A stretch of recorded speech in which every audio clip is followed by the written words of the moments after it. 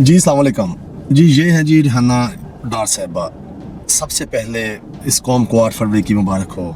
जैसे इस कौम ने साबित किया है कि इमरान खान साहब ने जो शऊर का जिन इन लोगों को मुतारफ़ करवाया था, उस शऊर के जिन को इन्होंने कंपनी के ऊपर मुसल्लत कर दिया और इन्होंने बताया कि हम एक कौम है, हम एक ज़िंदा कौम है, हम अपने वोट की हिफाजत करना भी जानते हैं और हम ये भी जानते हैं कि इस मुल्क में हमारे साथ क्या हो रहा है। आप लोग हमें कैसे इस्तेमाल करते हो, आप लोग हमारी डेमोक्रेसी को कैसे तबाह बर्बाद कर रहे हो, आप लोग हमारे मुल्क को कैसे तबाह बर्बाद कर रहे हो।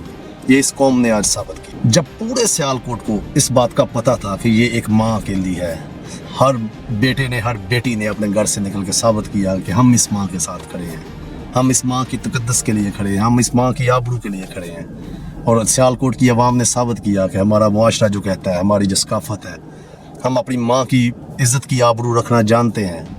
उन्होंने लाइनों में कतारों में खड़े होकर ये क्या करेंगे जीत के, क्या मिला इनको जीत के। ये ख्वाजा आसफ बेशरम इंसान है, इसको इस बात का भी पता है कि मैं 50,000 से हार गया हूँ। जाओ उस्मान डार ने कुरान पाक के ऊपर हाथ रख के कहा है कि मैं तुम्हें चैलेंज करता हूँ कि हम जीते हैं। उसके पास 250 से ज़्यादा पोलिंग स्टेशन के फॉर्म 45 है। उसने कहा है कि कुरान पाक पे हाथ रख के मीडिया के सामने आकर कहो कि तुम जीते हो, हम तुम्हें सीट गिफ्ट कर देंगे। क्या करोगे ऐसी इज्जत को, क्या करोगे इस MNA की सीट को? वो देखो, इज्जत उनके घर है, सीट उन्हें नहीं भी वक्ती तौर पे मिली, इंशाल्लाह वो भी रिटर्न हो जाएगी। लेकिन देखो, लोग उसकी इज्जत करते हैं, लोग तुम्हें गालियां निकालते हैं, तुम लोगों का मजाक उड़ाते हैं। वैसे ये कंपनी बेशर्म है। अब समझ आता है कि इमरान रियाज को इन्होंने क्यों नहीं मारा। इमरान रियाज को जिंदा छोड़ने का मकसद सिर्फ ये था ताकि पाकिस्तानी कौम को ये बताया जा सके कि हम तुम्हारे मुल्क के मालिक हैं, हम जो चाहें वो करते हैं। उसको निशान इबरत बनाया गया है। ये बड़ी आसानी से उसे मार सकते थे, उसके घर वाले तो बेचारे उसे मार के ही बैठे हुए थे, लेकिन इन्होंने उसे जिंदा छोड़ा कि जाओ जाके लोगों को बताओ कि हमारा जुल्म और बर्बरियत क्या है।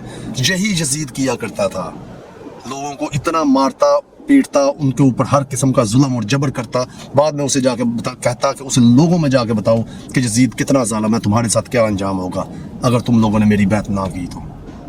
यही ख्वाजा आसफ, यही कंपनी, ये इस माँ के मैंडेट को छीनने का सिर्फ ये मकसद है कि पाकिस्तानी लोगों को ये बताना कि तुम लोग हमारे गुलाम हो, हम तुम्हारे मुल्क के मालिक हैं, तुम हमारे बूटों के नीचे रहते हो।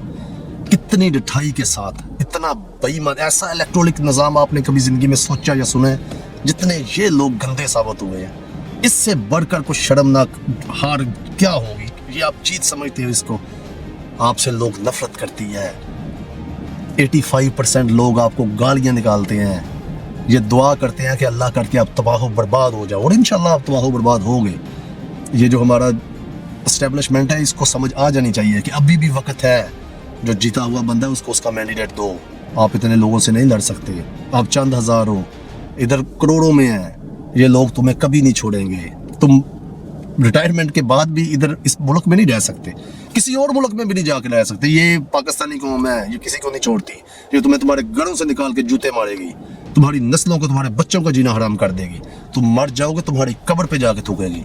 ये ऐसी कौम है। इन्होंने 8 फरवरी को साबित किया है कि हम बदला लेना बड़ी अच्छी तरह जानते हैं। ये सही कहा है किसी ने, जुल्म का बदला वोट से।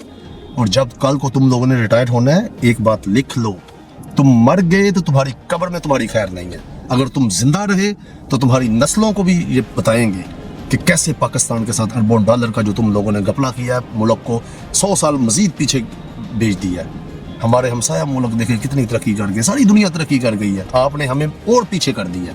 ये तुम्हारा 75 साल निज़ाम अब नहीं चलेगा। ये लोग तुम्हें जूते मार के तुम्हारी कब्रों से भी बाहर